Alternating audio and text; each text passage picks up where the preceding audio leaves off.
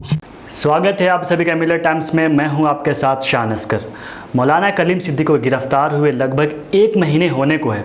मौलाना कलीम सिद्दीकी को UP ATS ने जबरन धर्म परिवर्तन कराने के आरोप में गिरफ्तार किया था।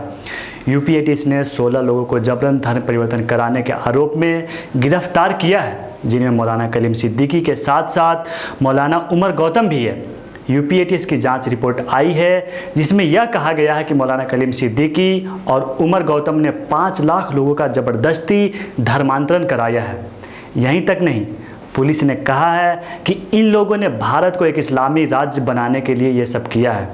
सोचिए, देश में हिंदू संरक्षण की बात करने वालों की सरकार है। मौलाना ने 5 लाख लोगों का धर्म परिवर्तन करा दिया। इन लोगों को पता ही नहीं चला। जब यूपी चुनाव आया है तब जाकर इनकी नींद खुली है। पुलिस के अनुसार इन लोगों ने प्रलोभन और हेराफेरी के जरिए कमज़ोर और ज़रूरतमंदों, जिनमें महिलाएं भी शामिल हैं, और जो लोग बोल नहीं सकते, जो लोग सुन नहीं सकते, उन लोगों को पैसा और नौकरियों का लालच देकर उन्हें इस्लाम कबूल करवाया। यूपी एटीएस का दावा है 5 लाख लोगों में से उसके पास 1000 लोगों की सूची है, जिनका उमर गौतम और मौलाना कलीम सिद्दीकी ने जबरन धर्म परिवर्तन कराया है। द प्रिंट, जो कि एक न्यूज़ पोर्टल है, उन्होंने 1000 सूची जो यूपी एटीएस के पास है, उनमें से 25 लोगों से बात की। उनमें से एक भी ने नहीं कहा कि उनका धर्म परिवर्तन जबरन कराया गया है। उमर गौतम की पत्नी ने कहा कि हम राजपूत हैं और हम दोनों हर रोज़ हनुमान चालीसा पढ़ा करते थे। उन्होंने कहा, इस्लाम के बारे में पढ़ने और रिसर्च करने के बाद ही हमने धर्म बदलने का फैसला किया। वहीं फार्मास्यूटिकल साइंसेज की एक 33 वर्षीय एसोसिएट प्रोफेसर ने कहा कि उन्होंने 2012 से इस्लाम पर अमल करना शुरू कर दिया था, लेकिन पिछले साल ही उसे कानूनी रूप दिया है।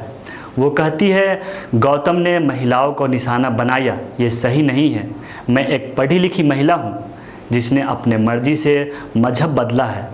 शुक्र है मैं अभी शादीशुदा नहीं हूँ, वरना उन्होंने इसे लव जिहाद का केस बना दिया होता। ये कहना था उस महिला का जो अपना नाम नहीं बताना चाहती थी।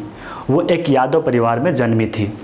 वहीं मौलाना कलीम सिद्दीकी के वकील मोमिन मलिक ने कहा कि उन्हें झूठा केस में फंसाया गया है और वो एक लंबी कानूनी लड़ाई के लिए तैयार है। दोस्तों, आप क्या सोचते हैं मौलाना कलीम सिद्दीकी और मौलाना उमर गौतम के बारे में? आप अपनी राय ज़रूर रखें। आप भी जुल्म के ख़िलाफ़ बोलिए। हमारा संवैधानिक अधिकार है जुल्म के ख़िलाफ़ बोलना, नहीं तो उनमें और आप में क्या फ़र्क रह जाएगा। बहुत शुक्रिया दोस्तों। मिलर टाइम्स को आपकी ज़रूरत है, हमारी आप माली मदद करें। हर महीने सिर्फ 100 रुपये और 1 साल के लिए 1 साल सिर्फ 1000 रुपये। रकम भेजने के लिए यहाँ दिए गए फ़ोन पे, गूगल पे और पेटीएम नंबर का इस्तेमाल कर सकते हैं।